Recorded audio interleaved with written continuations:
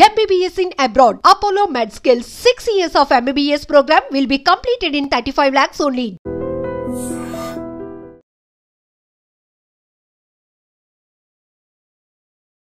ఈ వారం మన గెస్ట్ సివిల్స్లో 577 ర్యాంక్ సాధించిన కుర్రాడు. పేరు సాయి వినోద్ కృష్ణ.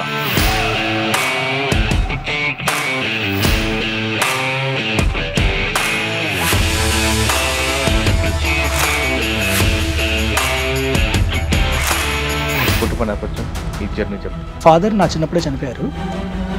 మీరు ఈ స్థాయికి వచ్చారని ఆవిడ ఫీలింగ్స్ ఏంటప్పుడు? మా తాతయ్య అమ్మ ఒక మాట అనేవాళ్ళు, బెంగళూరు కంపెనీలో పనిచేసిన తర్వాత స్టెప్ పెట్టి వచ్చింది. ఏదైనా మనం చేసే పనిలో 10 మంది ఇంపాక్ట్ అవ్వాలి, సొసైటీకి ఏదో చేయాలి, మన వాళ్ళు 10 మంది చెప్పుకోవాలి, 10 మందికి ఉపయోగపడాలి అన్న ఒక ఆలోచన వచ్చింది. మా తాతయ్య ఎప్పుడప్పుడు అనేవాడు, అంటే ఐఐటి వచ్చినప్పుడు నువ్వు మళ్ళీ నెక్స్ట్ ఐఏఎస్ అవ్వడానికి ప్రయత్నించు అని.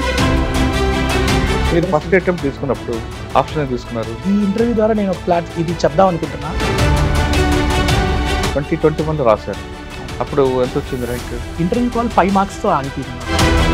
ఎగ్జామ్ నుంచి బయటకు రాగానే చాలా ఏడ్చాడు. మామయ్య లెటర్, మీ తాతయ్య లెటర్ లేదు, ఖచ్చితంగా సాధిస్తామని సపోర్ట్ చేసే ఉంటారు. మరికొంతమంది ఇక్కడ మొక్కం ఇంత రాదులే, ఆ కామెంట్స్ నీకు వస్తుందా రాదా అని కామెంట్స్ చేసిన వాళ్ళు ఉన్నారు. సాధారణంగా 5 సంవత్సరాలు టైం అంతా చదివారు కదా, ఏ ఇన్స్టిట్యూషన్కి వెళ్ళి చదివారా లేదు మీరు ఇండిపెండెంట్గానే? జాబ్ చేస్తూ ఒక నెల బుక్స్ చదవడానికి ట్రై చేశాను. బోర్డు చూసి గుర్తుపట్టారు, మీకు 5 సార్లు వచ్చారా బాబు అన్నారా? మీ రికార్డ్ కనపడుతుంటుంది కదా. లాస్ట్ ఇయర్ నాకు ఫారెస్ట్ సర్వీస్ ఎవరు ఇంటర్వ్యూ చేశారు, ఆ మేడమే. ఇప్పుడు జనరల్గా బోర్డులోకి వెళ్ళిన తర్వాత బోర్డు మన క్వశ్చన్ అడుగుతున్నప్పుడు ఐ కాంటాక్ట్ ఎవరికి ఇవ్వాలి? ఒక క్వశ్చన్ నేను బాగా ఛాలెంజింగ్ అనిపించింది. ఒకటి నేను ర్యాంక్ చూసుకోగానే ఏమనిపించింది? బాధపడ్డాను సార్. 577 వచ్చింది. ఆల్రెడీ 2024లో 23లో అనుకుంటా 109 వచ్చింది. అది వదిలిపెట్టి దీనికి ఎందుకు స్టిక్ అయ్యారు? కొందరికి ఈ ఫారెస్ట్ సర్వీస్ అనేది ఇప్పుడు ఎలా అయిందంటే,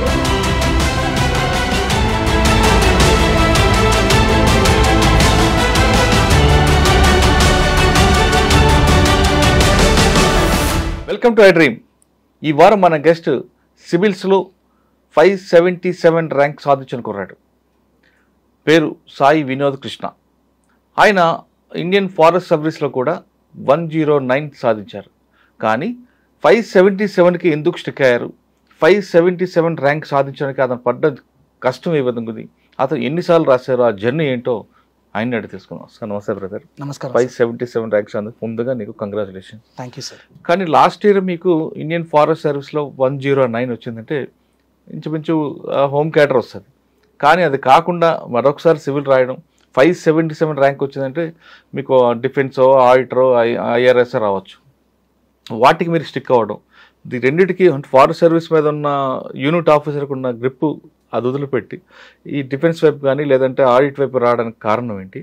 మీరు ఇన్నిసార్లు రాయడానికి సాధారణంగా మీరు మీ రికార్డ్ చూస్తుంటే 6వ సారి ఇది ఫైనల్ అనుకుంటా. కానీ ఇన్నిసార్లు రాసిన ఎక్కడ కూడా ఏమాత్రం నిరుత్సాహపడకుండా ఆ విధంగా జర్నీ చేయడం వెనక మీ పడ్డ కష్టం అది మామూలుగా కనిపించదు. అది ఎంత కష్టపడ్డారు, ఒక్కోసారి రానప్పుడు ఎలాగ నిరుత్సాహపడ్డారు, మీకు రోల్ మోడల్ ఎవరు, మీకు ఎంతమంది మోటివేషన్ చేస్తే ఈ స్థాయి వరకు జర్నీ చేశారు? ఈ ప్రశ్నకు సమాధానం చెప్పే ముందు సాయి వినోద్ కృష్ణ కుటుంబ నేపథ్యం, ఈ జర్నీ చెప్పండి. సో నా పేరు సాయి వినోద్ కృష్ణ అండి. నేను నెల్లూరులోనే పుట్టాను. మొత్తము నెల్లూరులోనే పుట్టి పెరిగాను. +2 ఇంటర్మీడియట్ దాకా నెల్లూరులోనే చదువుకున్నాను నేను. నా తర్వాత ఐఐటి జేఈ క్రాక్ చేసి 700 ర్యాంక్ వచ్చిందండి. అప్పుడు ఫాదర్ మదర్ నా పేరెంట్స్ విషయానికి వస్తే, మా ఫాదర్ నా చిన్నప్పుడే చనిపోయారు. మా తాతయ్య అమ్మమ్మలతో మా తాతయ్య అమ్మమ్మ మా మదర్ని, నన్ను, మా తమ్ముడు, నాకు ఒక తమ్ముడు ఉన్నాడు. సో ముగ్గురిని అందరం కలిసి జాయింట్ ఫ్యామిలీలానే ఉండేవాళ్ళము. వాళ్ళే పెంచారు. వాళ్ళే దగ్గరుండి అంతా చూసుకొని చిన్నప్పటి నుంచి పెంచారు. దీనికి సహాయంగా మా మేనమామ, చిన్న మామయ్య, ఆయన ఆర్థికంగా కానీ ఇంకేమన్నా ఎవ్రీథింగ్ ఎనీ అదర్ వే సహాయంగా ఎప్పుడు ఉండేవాడు. ఇంకా చెప్పాలంటే మేము ఆయన ఇంట్లోనే ఉంటున్నాము. ఆయన కట్టిన ఇంట్లోనే మా తాతయ్య, అమ్మమ్మ, నేను, మా తమ్ముడు ఇప్పటికీ ఉంటున్నాము. సో అది నెల్లూరులో ఉందండి. ఇప్పుడు నర్సరావుపేటలో ఉంటున్నాము. సో అంటే అమ్మమ్మ తాతయ్య మేనమామల సహకారంతో వాళ్ళు మీరు వాళ్ళకి ఉన్నప్పుడు ఉండిపోయారు బాగా అండి. అంటే జీవితం అంతా అంతే వాళ్ళే అండి. నేను ఆ విషయంలో నేను అదృష్టవంతుడనే చెప్తాను. చాలామంది తల్లిదండ్రులు కోల్పోతే అది దురదృష్టము, లేకపోతే ఏం లేదు ఎలా ఇది అనుకుంటారు. కానీ నాకు అంటే ఒకవేళ వాళ్ళు ఉండేదానికంటే నాకు వాళ్ళు లేకపోతే అన్ని రకాలుగా ఇంకా ఏమో ఎక్కువ దొరికిందేమో అని అనిపించింది. ఒక ఫీలింగ్ ఉంది నాకు. ఒకవేళ వాళ్ళు ఉండేదానికంటే వీళ్ళతో ఉంటే నాకు ఇంకా ఎక్కువ ఆ ప్రేమ ఆప్యాయత కానీ, లేకపోతే ఆపర్చునిటీస్ కానీ, నాకు దొరికిన అవకాశాలు కానీ ఇంత దొరికేది కాదేమో అని అనిపించింది. అంటే మా డాడీ చిన్న చిన్న వ్యాపారాలు చేసుకునేవారు. మా అమ్మ కూడా పెద్ద చదువుకోలేదు. కానీ మా తాతయ్య డిగ్రీ చదువుకొని రేడియోగ్రాఫర్గా పనిచేశారు. మా తాతయ్య ఎప్పుడు చదువుకు చాలా ఇంపార్టెన్స్ ఇచ్చేవాళ్ళు. మా నాన్న కూడా పెద్దగా ఇంటర్మీడియట్ వరకే చదువుకున్నారని చెప్పారు నాకు. సో నాకు అనిపించింది మా తాతయ్య ఫోకస్ చిన్నప్పటి నుండి మా తమ్ముడికైనా, నాకైనా, మా మామయ్య వాళ్ళకైనా ఎప్పుడూ బాగా చదువుకోవాలి, మంచి ఉద్యోగం సాధించాలి, మంచిగా ఎదగాలి, సమాజంలో మంచి పేరు తెచ్చుకోవాలి, మంచి పని చేయాలి అన్న ఈ ఫోకస్లోనే ఉండేది. ఒకవేళ మా నాన్నగారు ఉంటే ఇలా ఉండేది కాదేమో బహుశా అని అనుకుంటున్నాను. అలాగ అనుకోకూడదండి. అమ్మ నన్ను ఎందుకో పెంచొచ్చు కదా. తెలీదండి, అంటే నేను చూడలేదు కాబట్టి నాకు ఇలా అనిపించింది. కానీ ఏమో నాన్నగారు అమ్మగారు ఇంకా వాళ్ళకన్నా లేదు కదా. ఖచ్చితంగా నేను అది. అమ్మగారు ఎలా ఉన్నారు? మా అమ్మగారు 2018లో చనిపోయారండి. అప్పుడు హార్ట్ అటాక్ వచ్చి చనిపోయారండి. సో అది అమ్మా నాన్నని ఎక్కడ తక్కువ చేస్తున్నట్టు అలా కాదండి. బహుశా మా తాతయ్య ఆ వాల్యూస్ నాకు అలా తెలిసేసరికి మర్చిపోయేలా మీకు పెంచారండి. అంతే అండి. అంటే వాళ్ళ ప్రేమను కూడా మర్చిపోయేలా చేశారు. అవును, ఆయన మహాత్ముడు. అవునండి. అంటే మా తాతయ్య అమ్మమ్మ ఒక మాట అనేవాళ్ళు, మా తాతయ్య అమ్మమ్మకి 3 పిల్లలు, మమ్మల్ని మనవల్లా కాకుండా 4-5 బిడ్డలాగా నన్ను మా తమ్ముడిని పెంచారండి. అందువల్లనే నాకు అలా అనిపించింది. బహుశా ఇది ఒక రకంగా ఒక దురదృష్టం ఉంది, అంటే అది ఇంకొక వైపు ఇంకొక అదృష్టంకి దారి కూడా తీసింది అని అనిపించింది. వాళ్ళిద్దరు మహానుభావులే. అమ్మా నాన్న ప్రేమను కాదనకు మర్చిపోయేలా మీకు వాళ్ళు పెంచారు. రైట్ అండి. తర్వాత మీరు ఇంటర్మీడియట్ తర్వాత నాకు ఐఐటి జేఈ అడ్వాన్స్లో ర్యాంక్ వచ్చిందండి. 700 సంథింగ్ ర్యాంక్ వచ్చింది. తర్వాత ఐఐటి ఖరగ్పూర్లో ఎలక్ట్రానిక్స్లో జాయిన్ అయ్యాను 2013లో. సో చదువుకున్నారా? ఐఐటి క్యాంపస్ సూపర్, మంచి క్యాంపస్, చాలా పెద్ద క్యాంపస్, బాగుంటది. 2013 to 2017 అండి బీటెక్ అక్కడే చేశాను. తర్వాత క్యాంపస్ ప్లేస్మెంట్ లో జాబ్ వచ్చిందండి. SAP ల్యాబ్స్ అని బెంగళూరులో ఒక పెద్ద సాఫ్ట్వేర్ కంపెనీ, దాంట్లో సాఫ్ట్వేర్ డెవలపర్ గా జాబ్ వచ్చింది.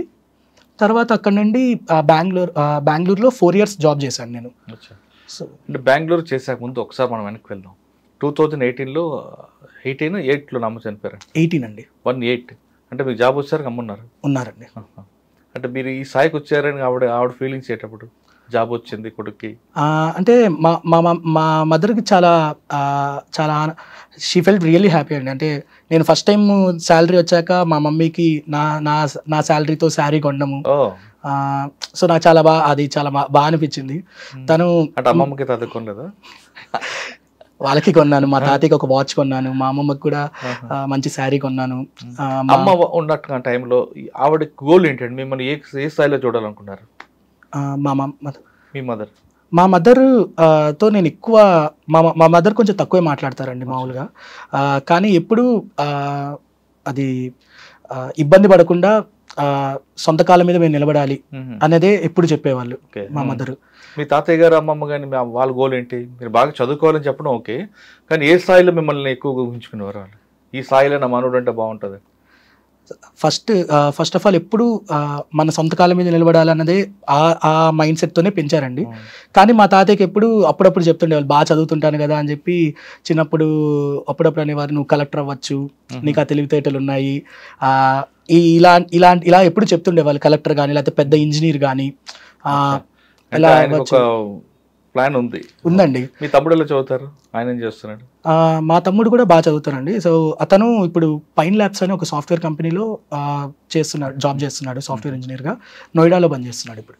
బెంగళూరు కంపెనీలో పనిచేసిన తర్వాత స్టెప్ పెట్టి వచ్చింది అది సార్. అది బెంగళూరులో 2017 నుంచి వర్క్ చేశాను.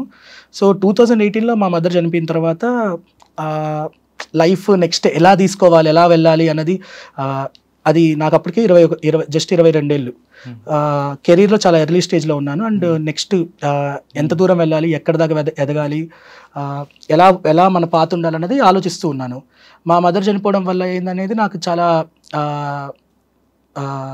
తెలియని లోటు కలిగింది. అది అసలు ఏం చేస్తున్నాము మనం లైఫ్లో, ఎందుకు ఏం చెయ్యాలి, ఎలా ఉండాలి, మనం మన కోసం బతుకుతున్నామా, ఇంకేదైనా చెయ్యొచ్చా, ఇలాంటి ప్రశ్నలు ఎన్నో ప్రశ్నలు, తెలియని ప్రశ్నలు నాలో వచ్చాయి. సో అలాంటి క్వశ్చన్స్ వచ్చినప్పుడు మనం చేసే పనిలో 10 మందికి పనికి వస్తే, ఏదైనా మనం చేసే పనిలో 10 మంది ఇంపాక్ట్ అవ్వాలి దానివల్ల. ఎందుకంటే నాకు ఆ తెలివితేటలు ఉన్నాయి, చేసే కేపబిలిటీ ఉందని నేను నమ్ముతాను, నాకు ఉందని నేను నమ్మాను గట్టిగా. సో ఆ కేపబిలిటీ ఉందని నమ్మినప్పుడు మనం చేసే పని కేవలం ఒక సాఫ్ట్వేర్ ఇంజనీర్గా ఒక కంపెనీలో నువ్వు ఏం చేస్తున్నావు నీ పక్కింటోడికి కూడా తెలియదు, ఇలాంటి పరిస్థితిలో ఉండాల్సిన అవసరం లేదు, I can do something big అనుకున్నాను. సో అలా ఆలోచించినప్పుడు నాకు అంటే సొసైటీకి ఏదో చేయాలి, మన వాళ్ళు 10 మంది చెప్పుకోవాలి, 10 మందికి ఉపయోగపడాలి అన్న ఒక ఆలోచన వచ్చిన తర్వాత ఏం చేశారు? సార్ వచ్చిన తర్వాత మొదట ఆలోచన నాకు ఏం చేయొచ్చంటే ఏదైనా యూస్ఫుల్ థింగ్ చేయాలి అంటే నాకు ఫస్ట్ ఏదైనా స్టార్టప్ లాంటిది లేకపోతే ఏదైనా ఇన్నోవేటివ్ థింగ్ చేస్తే తెలుస్తుంది అనిపించింది. కానీ నాకు అప్పుడు అలాంటి ఆలోచనలు ఎక్కువ. ఏదైనా స్టార్టప్ జాయిన్ అవ్వడానికి ట్రై చేశాను, కానీ అప్పుడు నాకేం కుదరలేదు అప్పుడున్న పరిస్థితిలో. అండ్ ఫైనాన్షియల్గా నేను నా ఎడ్యుకేషన్ లోన్ క్లియర్ చేసుకోవాలి, సో అప్పుడు అంత రిస్క్ తీసుకోలేకపోయాను. అండ్ తర్వాత ఇంకొక ఆప్షన్ ఎప్పుడు సివిల్ సర్వీసెస్ అనేది నాకు మైండ్లో ఉంది. నా ఫ్రెండ్స్ వల్ల కానీ ఇంట్లో మా తాతయ్య అమ్మమ్మ కూడా, మా తాతయ్య అప్పుడప్పుడు అనేవాడు, అంటే ఐఐటి వచ్చినప్పుడు నువ్వు మళ్ళీ నెక్స్ట్ ఐఏఎస్ అవ్వడానికి ప్రయత్నించు అని. అప్పుడు అంత సీరియస్గా తీసుకోలేదు, ఇంకా అప్పుడే చాలా కష్టపడి ఐఐటి చదివేశాము, ఐఐటి దాకా వచ్చేసాను, ఇంకేం చదువుతాంలే అన్న మైండ్ సెట్ ఎక్కువ ఆలోచించలేదు ఆ టైంలో. తర్వాత అప్పుడు ఆలోచించడం మొదలుపెట్టి సివిల్ సర్వీసెస్ అయితే ఇది మనకి సెట్ అయ్యిద్ది, I can do big work అని నాకు అనిపించి నేను ఇంకా అప్పుడు ప్రిపరేషన్ చేయాలని నిర్ణయించుకున్నాను. ఇది నేను ఇంట్లో కూడా కమ్యూనికేట్ చేశాను. అప్పుడు వాళ్ళు నా డెసిషన్ని అన్నీ ఎక్కువ ప్రశ్నలు ఏం అడగలేదు, అన్నీ ఆలోచించుకున్నావా, చేయాలనుకుంటున్నావా, రెడీగా ఉన్నావా, దానికి 3 ఏళ్ళు 4 ఏళ్ళు కష్టపడాలి, ఇలాంటి 2-3 ప్రశ్నలు వేశారు. తర్వాత వాళ్ళు ఇంకా నీ ఇష్టం చేసే అన్నారు. అంటే వాళ్ళు నా మీద నమ్మకం, వీడు చేస్తాడు, తాతయ్య మా మామయ్య వాళ్ళు జస్ట్ నువ్వు చేయడానికి రెడీగా ఉన్నానా లేనా అనేది 1-2 ప్రశ్నలు అడిగారు అంతే. ఇంకా దాని తర్వాత నీ ఇష్టం నువ్వు చేసే ఇంకా అని అన్నారు. సో అప్పుడు ఇంకా నేను జాబ్తో పాటే ప్రిపరేషన్ మొదలు పెట్టాను సార్. అంటే 2019లో మొదలు పెట్టాను. 2019 ఏప్రిల్ ఆ టైంలో మొదలు పెట్టాను నేను. ఇక్కడ బెంగళూరులోనే ఉండి రోజు ఆఫీస్కి వెళ్తాను, సాయంత్రం చదువుకుంటాను. సో అప్పుడు అలా ప్రిపరేషన్ మొదలు పెట్టాను. అలా మనకి లాక్డౌన్ వచ్చింది, ఇంట్లో కూడా ఒక 1.5 year ఉండి ప్రిపేర్ అయ్యాను. సో అలా ప్రిపరేషన్ చేస్తున్నప్పుడు 2021 మార్చ్లో ఫైనల్లీ జాబ్ వదిలేశాను సార్. ప్రాబ్లం ఏమొచ్చిందంటే యాక్చువల్లీ అప్పుడు 2020 ప్రిలిమ్స్ రాశాను. అది నా ఫస్ట్ సీరియస్ అటెంప్ట్ అండి. అది 2020 అటెంప్ట్, కరోనా టైంలో. సో ఆ టైంలో ప్రిలిమ్స్ క్లియర్ అయింది. తర్వాత మెయిన్స్ ప్రిపేర్ అవుతున్నా, విత్ వర్క్ నేను ప్రిపేర్ అయ్యాను, రైటింగ్ ప్రాక్టీస్ చేసి అంతా. కానీ January 7th మెయిన్స్ ఎగ్జామ్ ఉందగా 2021 January 7th, January 5th నాకు మా ఇంట్లో అందరికీ కోవిడ్ వచ్చింది. కోవిడ్ డయాగ్నైజ్ అయ్యాము అందరము. ఎగ్జామ్ ఇంకా అందరికి, అంటే మా తాతయ్యకి, మా అమ్మమ్మకి, నాకు, మా తమ్మ అందరికీ వచ్చింది, కోవిడ్ పాజిటివ్ వచ్చింది. అండ్ అది ఫస్ట్ మెయిన్స్ అని చెప్పి, అండ్ ఆల్సో నేను వెళ్ళి ఎగ్జామ్ రాస్తే వేరే వాళ్ళకి కూడా కోవిడ్ వచ్చే ఛాన్స్ ఉంది, అది నా నుంచి కరెక్ట్ కాదు, నాకు ఇంకా అటెంప్ట్స్ ఉన్నాయి కదా అని నేను ఎగ్జామ్ రాయడం వదిలేశాను. ఎగ్జామ్ వదిలేసి ఇంకా తర్వాత కోవిడ్ నుంచి రికవర్ అవడానికి ట్రై చేశాను. సో రికవర్ అయిన తర్వాత ఇంకా యాజ్ యూజువల్ జాబ్లో కూర్చొని మళ్ళీ వర్క్ చేయడం, చదువుకోవడం మొదలుపెట్టాను. మళ్ళీ 2021 నెక్స్ట్ అటెంప్ట్ రాద్దాము, ఈసారి సాలిడ్గా ఇంకా చేద్దామని. కానీ హెల్త్ ఎఫెక్ట్ అయ్యేసరికి వర్క్, చదువు 2 ఈక్వల్లీ బ్యాలెన్స్ చేయలేకపోయాను. 6-7-8 hours ఇది వర్క్ చేయాలి, మళ్ళీ 4-5 hours చదవాలి, హెల్త్ ఎఫెక్ట్ అయ్యింది. సో ఇది కష్టం అవుతుందని నాకు అనిపించేసరికి నేను ఇంకా జాబ్ మానేద్దాము. ఎందుకంటే నేను ఖచ్చితంగా, నాకు నమ్మకం వచ్చింది, అంటే ఫస్ట్ టైమే నేను ప్రిలిమ్స్ క్రాక్ చేశాను, ఆన్సర్ రైటింగ్లో కూడా నాకు పర్లేదు, ఇంప్రూవ్ అవుతున్నాను అని నమ్మకం వచ్చింది మెయిన్స్ ప్రాక్టీస్ అప్పుడు. సో ఈ కారణాలు పెట్టుకొని నేను మనం పూర్తిగా వదిలి ట్రై చేస్తే ఖచ్చితంగా ర్యాంక్ వస్తుందన్న నమ్మకంతో నేను జాబ్ మానేసి ప్రిపరేషన్ మొదలు పెట్టాను 2021 మార్చ్లో. మరి జాబ్ మానేస్తా అంటే ఇంట్లో ఒప్పుకున్నారా? సాలరీ, ఫైనాన్షియల్ ఇష్యూస్ అసలు ఏమనలేదండి. ఒకే ఒక మాట, అన్ని ఆలోచించావని అడిగారు మళ్ళీ. అంతే, ఇంకేమైంది? ఇంకేం అనలేదండి. నా దగ్గర ఫస్ట్ అటెంప్ట్ తీసుకున్నప్పుడు ఆప్షన్ ఏం తీసుకున్నారు? Mathematics sir. నా ఫస్ట్ నుంచి లాస్ట్ దాకా మ్యాథమెటిక్స్ అండి ఆప్షనల్. అది మ్యాథమెటిక్స్ ఒక్కసారి డిసైడ్ అయ్యాను, నాకు బాగా కాన్ఫిడెంట్గా నేను చేయగలను అనిపించింది. నాకు మ్యాథ్స్ అంటే చాలా ఇంట్రెస్ట్. తర్వాత మ్యాథ్స్కి మంచి మెటీరియల్ కానీ మార్క్స్ కానీ రిజల్ట్స్ కానీ కన్సిస్టెంట్గా వస్తున్నాయి. సో ఖచ్చితంగా నేను చేయగలను అనే నమ్మకం నాకు వచ్చి. కానీ మెయిన్స్ వల్ల మీకు కరోనా రావడం. అవునండి. సెకండ్ అటెంప్ట్లో సెకండ్ అటెంప్ట్ అండి. యాక్చువల్లీ 2019లో నేను ఫస్ట్ టైం రాసేసాను జూన్లో, తెలియకుండా. అప్పుడు 2-3 నెలలు కూడా ప్రిపరేషన్ లేకుండా ఊరికి ఎగ్జామ్ ఎలా ఉంటుందో రాద్దామని అనుకొని నేను రాశాను. ఈ ఇంటర్వ్యూ ద్వారా నేను ఒక ఇది చెప్దాం అనుకుంటున్నా. ఎవరన్నా కొత్త ఆస్పిరెంట్స్ ఎగ్జామ్లోకి వస్తున్నారంటే వితౌట్ ఎనీ ప్రిపరేషన్ అటెంప్ట్లు వేస్ట్ చేసుకోవద్దని చెప్తాను. ఎందుకంటే ఇప్పుడు నేను వృధా చేసుకున్నా 2019లో. ఇప్పుడు అది నేను వృధా చేసుకోకపోయింటే ఇప్పుడు నాకు 2025లో ఇంకొక అవకాశం ఉండేది. నాకు కావాల్సిన IAS కోసం నేను మళ్ళీ రాయగలిగేవాడిని. అప్పుడు నేను వృధాగా 2019లో ట్రైల్ వేసాను. అది ఎలా దేనికి పనికిరాదు. ఇప్పుడు అదే ట్రైల్ ప్రిపేర్ అయ్యే వెళ్ళమంటాను. ఎందుకంటే ఒక అటెంప్ట్ కాస్ట్ ఇప్పుడు నాకు తెలుస్తుంది. నేను చాలా బాధపడుతున్నాను అటెంప్ట్ పోయిందని. ఆ తర్వాత 2020లో నేను ప్రిలిమ్స్ క్వాలిఫై అయ్యాను కానీ మెయిన్స్ రాయలేకపోయాను. సో 2 అటెంప్ట్లు నాకు అలా వేస్ట్ అయిపోయాయి, ఒక రకంగా వేస్ట్ అయిపోయాయి. సో 2021 నుంచి మళ్ళీ రాస్తున్నాను. సీరియస్ గా తీసుకున్నారు? ప్రతి అటెంప్ట్ రాస్తున్నాను. ఓకే, 2021లో రాశారు. అప్పుడు ఎంత వచ్చింది ర్యాంక్? సార్ అప్పుడు ర్యాంక్ రాలేదు సార్. ప్రిలిమ్స్ పాస్ అయ్యాను. మెయిన్స్ నాకు ఇంటర్వ్యూ కాల్ 5 మార్క్స్తో ఆగిపోయింది. నాకు 737 సమ్ మార్క్స్ వచ్చాయి. 743 అనుకుంటా కట్ ఆఫ్. అప్పుడు 6 మార్క్స్తో. ఇక్కడ ఇంటర్వ్యూలోనా? మెయిన్స్ లోనే అండి. ఫోర్త్ అటెంప్ట్ లో నేను మెయిన్స్ క్లియర్ చేసి ఇంటర్వ్యూ దాకా వెళ్ళాను. అప్పుడు 760 సంథింగ్ స్కోర్ వచ్చిందండి. 180 ఇంటర్వ్యూలో మార్క్స్ వచ్చాయి. కానీ ఫైనల్ ర్యాంక్ లిస్ట్కి 15 మార్క్స్తో ఆగిపోయాను. అయ్యో. సో అప్పుడు నాకు జాబ్ చేస్తున్నందు కారణంగా నాకు ఈడబ్ల్యూఎస్ కేటగిరీ రాలేదు ఆ టైంలో. నేను ఎలిజిబుల్ కాదు.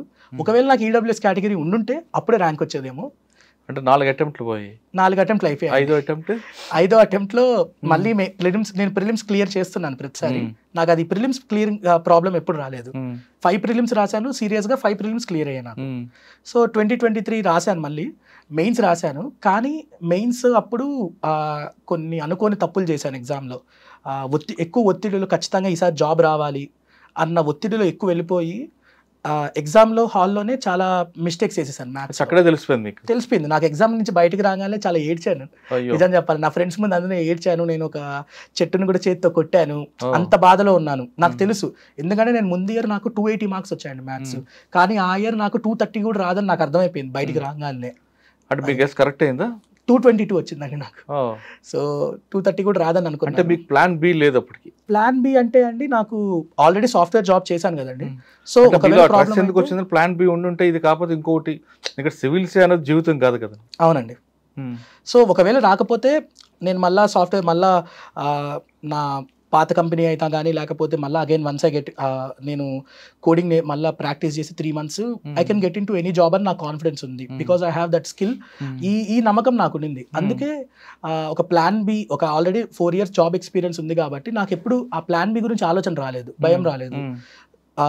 మంచి సేవింగ్స్తోనే బయటకు వచ్చాను. కొంత అమౌంట్తో, సొంత డబ్బులతోనే వచ్చాను. నేను ఒకటి జాబ్ వదిలేసేటప్పుడు అనుకున్నానండి, నేను ఈ ప్రిపరేషన్ జర్నీలో ఒక పైసా కూడా ఎవరిని అడగకూడదు, నా సొంత డబ్బులతోనే రావాలి అని అనుకునే వచ్చాను. నేను మొన్న నా ప్రిపరేషన్ అయిపోయేదాకా 1 రూపాయి కూడా ఇంట్లో కూడా అడగలేదు. ఫిఫ్త్ అటెంప్ట్ గురించి ఇంకా అది 5th attempt civil services mains clear కాలేదండి. కానీ ఫార్చునేట్లీ అది బాగా రాయకపోయినా 1 నెల రోజుల్లో మళ్ళీ కొంచెం కూర్చొని రికవర్ అయ్యి ఇండియన్ ఫారెస్ట్ సర్వీస్ మెయిన్స్ రాశాను అప్పుడు.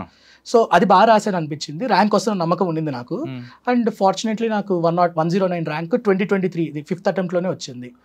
ఇది ఇండియన్ ఫారెస్ట్ సర్వీస్ వచ్చింది అప్పుడు. సో అది రావడంతో నాకు యాక్చువల్లీ పెద్ద రిలీఫ్ అయింది. ఎందుకంటే ఇంకొక అటెంప్ట్ మిగిలిన్నా, ఇంకా జాబ్ లేకపోతే లాస్ట్ అటెంప్ట్లో రాదు అన్నది, ఎలా వస్తుందా రాదా అన్నది చాలా ప్రెషర్. ఓకే, మీకు IFSలో వచ్చింది మీకు 109. ఓకే, దానికి ముందు వరుసగా దెబ్బ మీద దెబ్బ పడుతూనే ఉంది.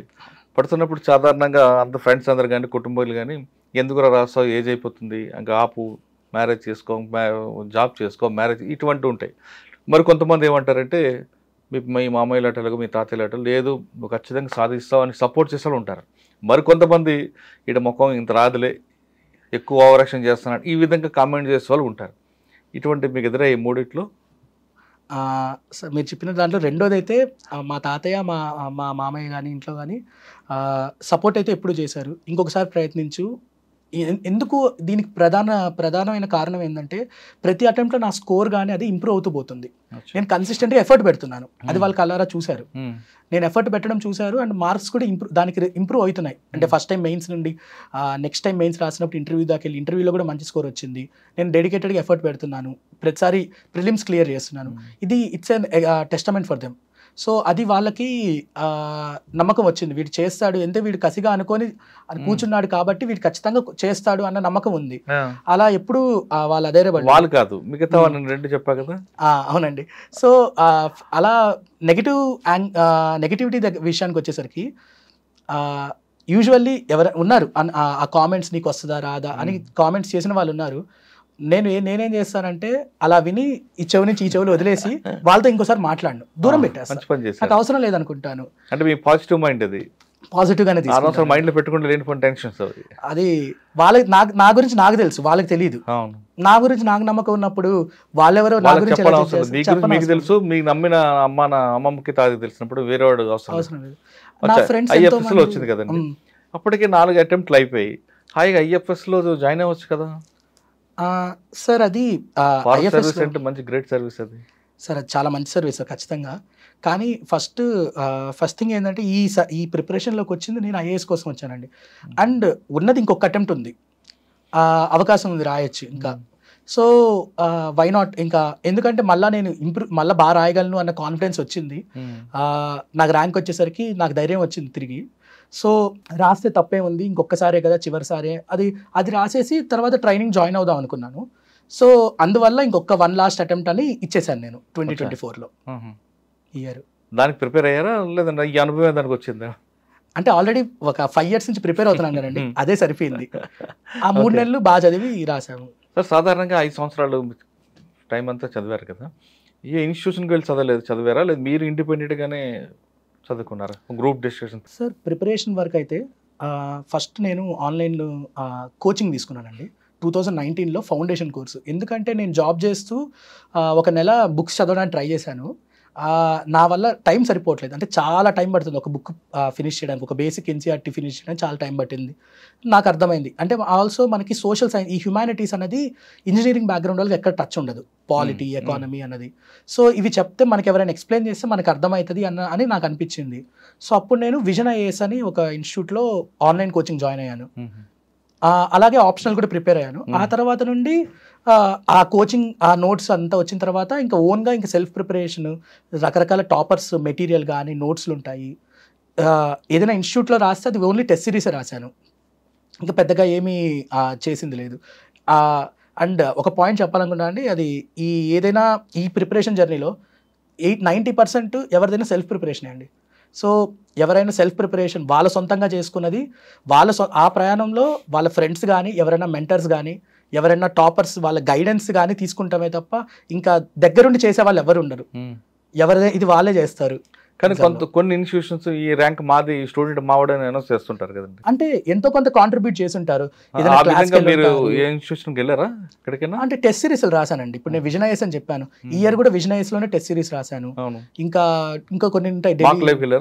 మాక్ ఇంటర్వ్యూస్ వెళ్ళానండి. సో ఈసారి ఒక 5 మాక్ ఇంటర్వ్యూలు ఇచ్చాను, కానీ అన్ని ఢిల్లీలోనే ఇచ్చాను నేను. నాది ఈసారి చాలా ఎర్లీగా ఇంటర్వ్యూ జరిగిపోయింది. సో త్వరగా ఢిల్లీ వెళ్ళిపోయి అక్కడ ఒక 5 మాక్ ఇంటర్వ్యూలు ఇచ్చి ఇంకా ఫైనల్ ఇంటర్వ్యూకి వెళ్ళిపోయాను. ఓకే 24 మీరు బోర్డుకి ఇంటర్వ్యూకి వెళ్ళి ఉంటారు, బోర్డు చూసి గుర్తుపట్టారు మీకు ఇప్పుడు 5 సార్లు వచ్చారా బాబు అన్నారా? మీ రికార్డ్ కనపడుతుంటుంది కదా అక్కడ.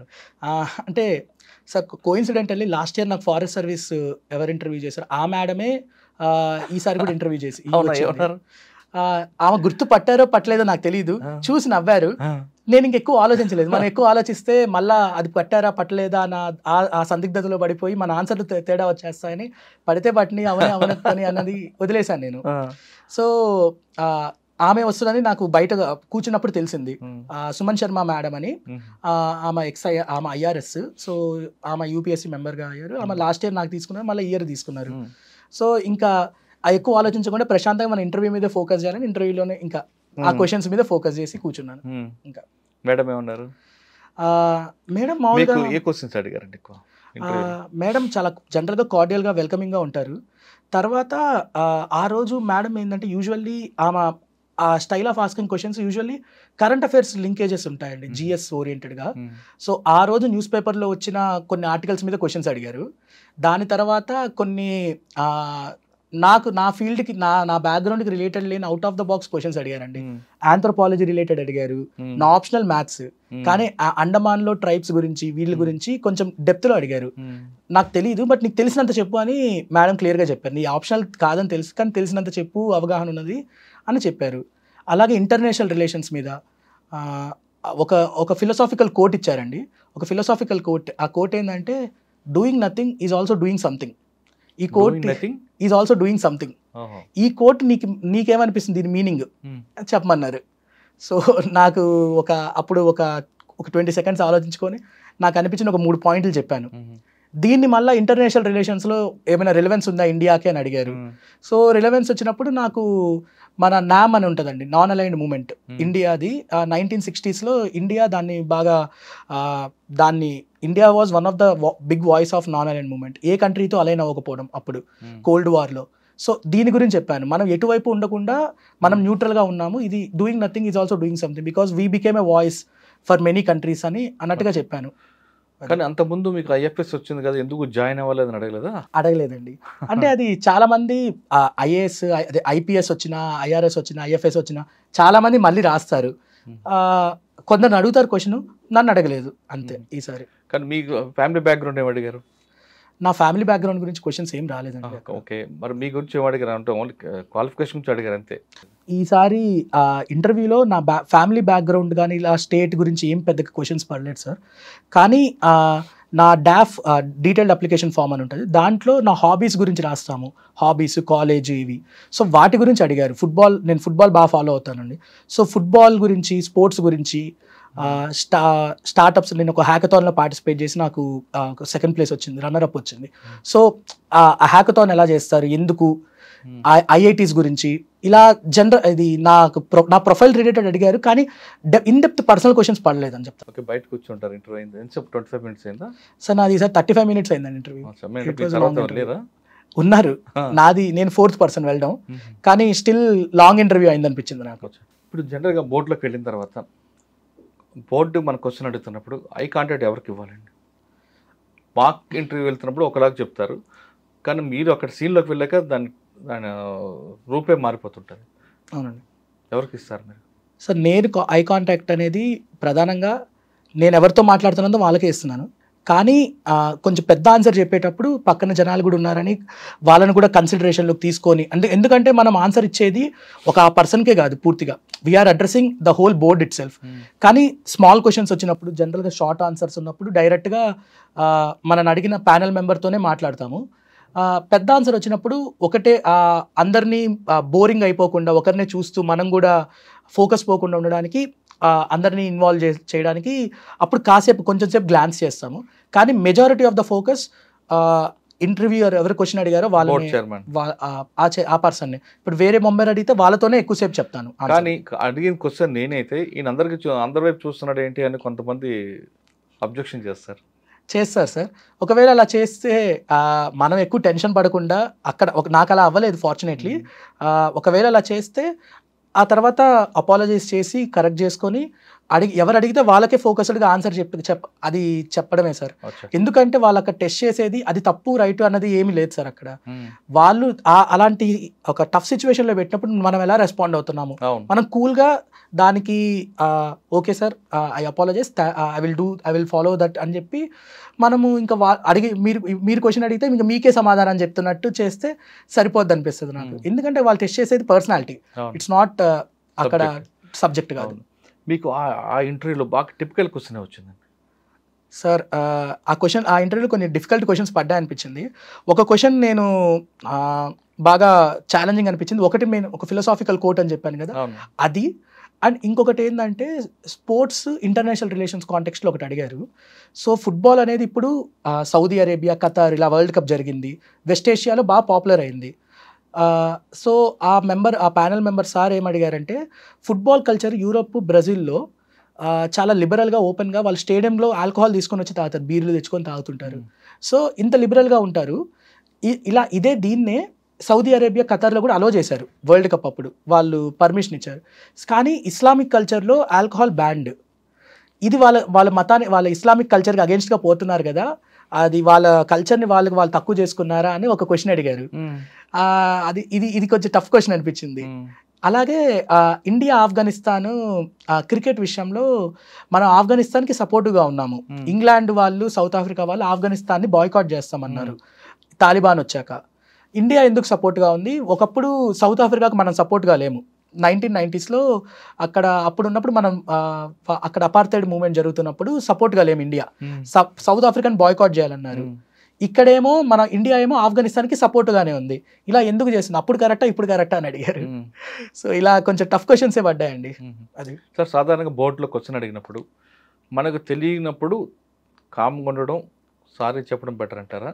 లేదు మనకు తెలిసిన తప్పున్నా దాన్ని మనం ఏదో రకం మ్యానిపులేట్ చేసి చెప్పడం కరెక్ట్ అంటారా? సార్, ఈ ప్రశ్న మీరు ఎవరు అడిగినా, ఒక సీరియస్ ఆస్పిరెంట్, ఇంటర్వ్యూ క్లియర్ చేసిన అతను, ర్యాంక్ వచ్చిన అతను అడిగితే కామ్గా ఉండడమే కరెక్ట్ అంటారు.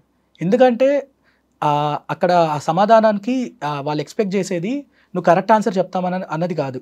ఎందుకంటే వాళ్ళు మన నాలెడ్జ్ అంతా మెయిన్స్, ప్రిలిమ్స్ టెస్ట్ అయిపోయింది. నీకు తెలియకపోతే నువ్వు ఎలా రెస్పాండ్ అవుతున్నావు? ఇప్పుడు సింపుల్గా చెప్పాలంటే ఒక కలెక్టర్ కానీ ఎక్కడైనా కానీ ఒక అడ్వైస్, మన మినిస్టరో ఎవరో ఒకరు అడిగారు, ఒకవేళ ఒక ప్రశ్న అడిగితే తెలియకపోయినా ఏదో ఒకటి చెప్పేస్తే అదొక తప్పు డెసిషన్కి దారి తీస్తుంది. అలా కాకుండా తెలియకపోతే తెలియదు, నేను తెలుసుకుంటాను అన్న ఒక యాటిట్యూడ్ ఉంటే తెలుసుకొని కాసేపు తర్వాత అయినా అక్కడ ఇన్ఫార్మ్ చేస్తారు. సో ఈ ఇంటెన్షన్ సార్, ఇది రీజన్. మనకు తెలియకపోతే తెలియదని ఒప్పుకోవాలి. ఎందుకంటే ప్రపంచంలో చెప్పలేనంత ఇన్ఫర్మేషన్ ఉంది. సో మన హ్యూమన్ బ్రెయిన్ అంతా స్టోర్ చేసుకోలేదు, అంతా అవగాహన ఉండదు మనకి. సో వాళ్ళు చెక్ చేసేది మనం హానెస్ట్గా ఉన్నామా లేదా ఆ మూమెంట్లో. ఓకే సార్, అదే దీంట్లో హానెస్ట్ గురించి మీకు చెప్పారు. మన డెసిషన్ ఎలా తీసుకుంటాం, డెసిషన్ మేకర్ ఎలాగవుతాం అనే విషయం కూడా సంబంధించిన క్వశ్చన్ అడిగారు మీకు. అంటే ఎగ్జాంపుల్, పహల్గాం వార్ అయింది. పహల్గాం వార్ ఒకవేళ జరిగిన తర్వాత కాశ్మీర్లో మీరు ఇంకొక ఈవెంట్ చేస్తారా చేయరా యాజ్ అ కలెక్టర్గా, ఆ టైప్ క్వశ్చన్స్ ఏమి అడిగారా? అలాంటి క్వశ్చన్స్ ఏమి రాలేదండి నాకు. సిచ్యువేషన్ బేస్డ్ క్వశ్చన్స్ నా 3 ఇంటర్వ్యూస్లో అలా ఏం పడలేదు. ఒక కార్పొరేట్ అఫైర్స్ రిలేటెడ్గా క్వశ్చన్ పడింది, కానీ ఇలా సిచ్యువేషన్ కేస్ స్టడీస్ చాలా తక్కువ పడ్డాయని చెప్తాను. అచ్చా. ఓకే, ఇంటర్వ్యూ అయిపోయింది, బయటకు వచ్చారు. బయట కానీ మీకు అర్థమైపోయిందా గెలుస్తామో ఓడిపోతామని? గెలుస్తాను అర్థమైందండి. అర్థమైందా? నేను బాగా ఇచ్చానని, ఈసారి నాకు బాగా అయిందని అనిపించింది. ఇంటర్వ్యూ స్కోర్ నేను అనుకున్నంత లెవెల్లో రాలేదు, నాకు 176 మార్కులే వచ్చాయి. అది బ్యాడ్ స్కోర్ కాదండి, కానీ నేను ఒక 190 అలా వస్తుందేమో అనుకున్నాను, కానీ పర్వాలేదు, యావరేజ్ స్కోర్ వేసి పంపించారు. 176 అండి. టోటల్ మీద టోటల్ ఈసారి నాకు 756 వచ్చిందండి మెయిన్స్లో. 176 వచ్చింది, 932 టోటల్. ర్యాంక్ 577. ర్యాంక్ చూసుకోగానే ఏమనిపించింది మీకండి? బాధపడ్డాను సార్, చాలా బాధపడ్డా. సో నా ఫ్రెండ్స్ వీడియో కూడా రికార్డ్ చేశారు. అది ఆ వీడియో ఒకవేళ ఎవరైనా పొరపాటును చూస్తే వీడికి ర్యాంక్ రాలేదనుకుంటారు. అంటే నేను 300లో ర్యాంక్ ఎక్స్పెక్ట్ చేశాను. నేను ఈసారి ఖచ్చితంగా ఐఏఎస్ వస్తుంది, ఐఏఎస్ కానీ ఐపీఎస్ కానీ ఖచ్చితంగా వస్తుంది అన్న నమ్మకంతో ఉన్నాను. నేను ఎగ్జామ్స్ అన్నీ బాగా రాశాను. ఒక ఎగ్జామ్ బాగా రాయలేదు, ఎథిక్స్ అనే పేపర్, GS4 పేపర్. నేను ఎగ్జామ్ బయటకు వచ్చాక నేను బాగా రాయలేదని నాకు అర్థమైంది, కానీ మిగతావన్నీ బాగా రాశాను. నేను ఇంటర్వ్యూ కూడా బాగా ఇచ్చాను. సో ఖచ్చితంగా ఇది నన్ను కాంపెన్సేట్ చేస్తుంది ఈ విషయంలో. ఒక 300 లోపల ర్యాంక్ వస్తుంది, 300-350 లోపల ర్యాంక్ వస్తుంది, ఐఏఎస్ కానీ ఐపీఎస్ కానీ నాకు ఖచ్చితంగా వస్తుంది అన్న కాన్ఫిడెన్స్ ఉంది. కానీ 577 అన్న నెంబర్ చూడంగానే నాకు రాదని అర్థమైపోయింది. ఐఏఎస్ ఐపీఎస్ రాదు అని. నాకు ర్యాంక్ వచ్చిందన్న ఆనందం కంటే నాకు ఐఏఎస్ ఐపీఎస్ రావట్లేదన్న బాధ చాలా ఎక్కువైపోయింది. సో నేను చాలా నిరాశగా ఉన్నాను. ఒక 20 రోజులు ఆ బాధలోనే ఉన్నానని చెప్తాను. అంటే ఫ్రెండ్స్తో ఆ మార్కులు ఎందుకు తక్కువ వచ్చాయి, ఆ బాధ. ఎందుకంటే ఖచ్చితంగా ఇది ఎక్కువ, ఎందుకంటే అండి ఇంకొక అటెంప్ట్ లేదు నాకు అవకాశం. ఇందువల్లనే ఇందాక చెప్పాను మీకు, 2019లో నేను ఫస్ట్ అటెంప్ట్ ఇవ్వకపోయింటే నాకు ఇంకో అవకాశం ఉండేది. అప్పుడు పర్వాలేదు, ఏం పర్వాలేదు, ఇంకొకసారి రాద్దాము ధైర్యంగా, ఇంకొక క్లోజ్ అయిపోయింది. సో అందువల్ల నేను 577 వచ్చింది. ఆల్రెడీ 2024లో 2023లో అనుకుంటా, అవునండి, 109 వచ్చింది. అది వదిలిపెట్టి దీనికి ఎందుకు స్టిక్ అవ్వడం అంటే మెయిన్ రీజన్ ఐఏఎస్ కోసం అండి. So because the opportunity, work opportunity కానీ, డైవర్సిటీ కానీ, scale of work which an IAS can do as a district collector, as a policy maker చాలా హ్యూజ్ అండి. సో అదే మెయిన్ రీజన్. అందుకే ఇంకొక అటెంప్ట్ ఉన్నా కానీ ఇంకొక అటెంప్ట్ ఉంది కాబట్టి ప్రయత్నించడానికి. మీరు IFS లో కూడా ఇండియన్ ఫారెస్ట్ సర్వీస్ చాలా వరకు రావచ్చు కదండి. DFO నేచర్ కాపాడొచ్చు, వైల్డ్ యానిమల్స్ తో జర్నీ చేయొచ్చు. అవునండి. మరి అదంతా వదిలిపెట్టి మీరు 577కి అంటే సార్ ఇప్పుడు ఇంకా నేను డెసిషన్ తీసుకోలేదు. బట్ ఇప్పుడు ట్రైనింగ్ జాయిన్ అవుతాను నేను ఆగస్ట్లో. సో నాకు ఫారెస్ట్ సర్వీస్కి వెళ్ళాలా ఇది వెళ్ళాలా అనేది రెండు అవకాశాలు ఉన్నాయి. కానీ నా పర్సనల్ ఇంట్రెస్ట్ చూసుకున్నప్పుడు నాకు యాజ్ ఎ పర్సన్ నేను డైవర్సిటీ కోరుకుంటాను, రకరకాల ఫీల్డ్స్లో వర్క్ చేయాలి అన్నది. నాకు వచ్చే service probably Indian audits and account service అండి, IAAS అంటారు. సో ఈ సర్వీస్ గురించి జనాలకు పెద్దగా అవగాహన లేదు. కానీ కాగ్ డిపార్ట్మెంట్, IAAD డిపార్ట్మెంట్ ఉంటుంది. సో దాంట్లో దే వర్క్, వాళ్ళు అన్ని డిపార్ట్మెంట్స్ని ఆడిట్ చేస్తారు. రకరకాల స్కీమ్స్ని, రకరకాల డిపార్ట్మెంట్స్ని, వేరియస్ ఫీల్డ్స్లో వాళ్ళు ఆడిట్ చేస్తారు. సో ఈ ఆడిట్ చేసే ప్రాసెస్లో మనకి వేరియస్ డిపార్ట్మెంట్స్ డైవర్స్ నాలెడ్జ్ ఉండాలి. It's a knowledge intensive service అని విన్నాను నేను, as far as I came to know. So ఇది నా ఇంట్రెస్ట్కి, పర్సనల్ ఇంట్రెస్ట్కి అలైన్ అవుతుంది. Because I'm a person who likes diversity. So నాకు ఎక్కువ నాలెడ్జ్ గెయిన్ చేసుకోవాలి అన్న అది ఒక దాహం ఎప్పుడు ఉంది. సో దానివల్ల నేను ప్రాబబ్లీ ఇది నాకు సూట్ అయిద్దేమో యాజ్ ఫర్ మై పర్సనాలిటీ అని నాకు అనిపిస్తుంది. సో ఒకవేళ వస్తే దాని వైపు వెళ్దామని అన్నట్టు ఉన్నాను. కానీ ఇంకా నేను కన్ఫర్మ్గా డిసైడ్ అవ్వలేదు. కానీ మీరు చెప్తుంది కాగ్ రిపోర్ట్ ప్రభుత్వాలు కూలిపోతుంటాయి, అంత పవర్ఫుల్ ఉంటుంది కాగ్ రిపోర్ట్. కానీ ఇక్కడ కూడా మీ ఫారెస్ట్ డిపార్ట్మెంట్లో నేచర్ ఉంది, వైల్డ్ యానిమల్ ఉంటుంది, బర్డ్స్ ఉంటాయి. అవును సార్, డిఫరెంట్ డైవర్సిటీ కనిపిస్తుంటుంది. అంటే మీకు పర్సనల్గా ఇది ఇంట్రెస్ట్? పర్సనల్గా నాకు ఇది కొంచెం ఎక్కువ ఇంట్రెస్ట్ ఉందని నాకు అనిపించింది. అంటే ఫారెస్ట్ డిపార్ట్మెంట్ ఒకవేళ వచ్చింది అనుకోండి, ట్రైనింగ్ అయ్యారు, అప్పుడు ఎట్లా చూపిస్తారు ఆప్షన్? ఆ ట్రైనింగ్ పీరియడ్లో బాగా లైక్ చేశారనుకోండి, సార్ మారచ్చేమో సార్. ఎందుకంటే సమయం మారచ్చు సార్, సమయం మనిషిని మారుస్తుంది. 2 ఏళ్ల క్రితం ఇప్పుడున్న నేను ఒకే డెసిషన్ తీసుకోము, మారిపోతుంటాం, మనకు అవగాహన మారిద్ది, మన పరిస్థితులు మారుతాయి. సో 2 ఏళ్ళు ఒకవేళ నేను ఫారెస్ట్ సర్వీస్ ట్రైనింగ్ జాయిన్ అయ్యి ఉంటే సర్వీస్ నాకు చాలా ఇష్టం దాని మీద ప్రేమ పెరిగి ఆ సర్వీస్లోనే ఉండిపోవచ్చు కూడా. ఇది నేను కొందరు సీనియర్ల దగ్గర కూడా విన్నానండి. కొందరికి ఈ ఫారెస్ట్ సర్వీస్ అనేది ఇప్పుడు ఎలా అయిందంటే, ప్రధానంగా సివిల్ సర్వీసెస్లో ఒకవేళ రాకపోతే ఇంకొక సర్వీస్ ఉండడానికి ఫారెస్ట్ సర్వీస్ అనేది ఒక గుడ్ ఆపర్చునిటీ అయింది. Because it's an all India service, very prestigious and respectable service కూడా. సో ఆ ఫారెస్ట్ సర్వీస్ ఆపర్చునిటీ అనేది చాలా మంది యూటిలైజ్ చేసుకుంటున్నారు. ఫారెస్ట్ సర్వీస్ మీద అంత అవగాహన లేకపోయినా దాంట్లో వెళ్ళాక దాని మీద అప్పుడు ఆ ట్రైనింగ్ ప్రాసెస్లో బాగా ఇంట్రెస్ట్ పెరిగి దాని మీద వర్క్ చేసిన సీనియర్స్ చాలా మంది కొందరితో మాట్లాడాను. వాళ్ళు చెప్పిన తర్వాత నాకు అనిపించింది ఒకవేళ ట్రైనింగ్లోకి వెళ్తే మన ఒపీనియన్ కూడా మారచ్చు అని. బట్ ఇది ఇప్పుడు నేనున్న పరిస్థితిలో నాకున్న అభిరుచులు ఇవన్నీ ఆలోచించుకొని ఆడిట్స్ అని అనుకుంటున్నాను. కానీ డెసిషన్ ఇంకా ముందు చూడాలి, పెండింగ్ ఉందండి. ఓకే, ఫైనల్గా చెప్పండి, మీరు 6 అటెంప్ట్ కొట్టారు, చాలా ఓపిక్గా ఖచ్చితంగా సాధించాలని మీ గోల్ వేరే ఉంది కాబట్టి అలాగే వచ్చారు. కొంతమంది ఇప్పుడు జనరేషన్ రాయాలనుకుంటారు, వాళ్ళకి గోల్ ఉంటుంది. కానీ 1, 2, 3 రాసిన తర్వాత నిరుత్సాహపడిపోతారు, ఇంకా రాదు మనకి, ఇంక జీవితం మనకు లేదు, మన అదృష్టం లేదు, మన తలరాతలో IAS లేదు, ఇవన్నీ సమర్థించుకుంటూ డ్రాప్ అయిపోతుంటారు. మరి కొంతమంది సూసైడ్ చేసుకుంటారు. ఇలా రకరకాల మైండ్ సెట్లో ఉన్న ఆస్పిరెంట్స్ కనిపిస్తారు. అటువంటి వాళ్ళకి మీరు ఇచ్చే మెసేజ్ ఏంటి? అంటే సాధించాలనుకుంటే సంకల్ప బలం గట్టికుంటే చేయమంటారా, లేదు మన తలరాత ఎక్కడితో ఆగిపోయిందని ఆగిపోమంటారా, లేదు ఎందుకు లేని ఇంకా వేరే ఉద్యోగం చూసుకోమంటారా? సార్ ఫస్ట్ ఆఫ్ ఆల్ ఖచ్చితంగా చెప్పాలంటే ఈ ఎగ్జాము చాలా లాంగ్ జర్నీ అండి, చాలా టెస్ట్ చేస్తుంది మనల్ని, పేషెన్స్ని. సో ఇప్పుడు ఒకవేళ మనకి అటెంప్ట్లు అయిపోవడం ఒక రకము, ఒకవేళ చేయాలన్న సంకల్ప బలం ఉండి నేను కష్టపడతాను, I'm open to learn new things and ఏ ఫీడ్బ్యాక్ అయినా తీసుకుంటాను, ఈ మైండ్ సెట్ ఉంటే కంటిన్యూ చేయమని చెప్తాను. కానీ not without a plan B. ఖచ్చితంగా విత్ ఎ ప్లాన్ బి ఉండాలంటాను. ఎందుకంటే in this competitive world job తెచ్చుకోవడం అనేది చాలా పెద్ద విషయం అయింది. ఎస్పెషల్లీ గవర్నమెంట్ జాబ్ అయితే ఇంకా అసలు కాంపిటీషన్ మనం చెప్పక్కర్లా. ఇయర్లీ 5 lakhs మెంబర్స్ రాస్తారు ఆల్మోస్ట్ ఎగ్జామ్ని, కానీ వచ్చేది 1000 పోస్ట్సే. ఆ 1000 పోస్ట్లో కూడా 200 రిపీటెడ్ ర్యాంకర్సే ఉంటారండి. ఇయర్ 280 రిపీటెడ్ ర్యాంకర్స్ ఉన్నారు, ఇంతకుముందు ర్యాంక్ వచ్చి మళ్ళా. సో ఈ దీంట్లో రావడానికి ఛాన్స్ చాలా మినిస్క్యూల్ ఛాన్స్ అని చెప్తాను నేను. సో కానీ ఆ పట్టుదల ఉన్నా కానీ ఇంకొక విషయం ఏంటంటే ఎప్పుడు మనం ఎమోషనల్గానే కాకుండా ఆబ్జెక్టివ్గా కూడా ఉండాలి. మనము ఎగ్జామ్ పర్ఫార్మెన్స్గా కానీ మనం కన్సిస్టెంట్గా ఎఫర్ట్ పెట్టగలుగుతున్నామా, కన్సిస్టెంట్గా ఇంప్రూవ్ అవుతున్నామా, ప్రోగ్రెస్లో మాక్ టెస్ట్లో కానీ ప్రాక్టీస్లో కానీ మార్క్స్ పెరుగుతున్నాయి, ఆన్సర్ క్వాలిటీ పెరుగుతుందా, ఇలాంటివి జరుగుతుంటే ఒకవేళ పాజిటివ్ సైన్స్ ఉంటే ఖచ్చితంగా నేను ప్రిపరేషన్ జర్నీ కంటిన్యూ చేయొచ్చు అని చెప్తాను. కానీ not without a plan B. ఒక ప్లాన్ బి సెట్ చేసుకొని either it can be any other field, లేకపోతే వేరే అదర్ జాబ్ ఆప్షన్స్ ఉంటాయి. లైక్ ఎస్ఎస్సి సిజిఎల్ అనేది చాలామంది రాస్తారు.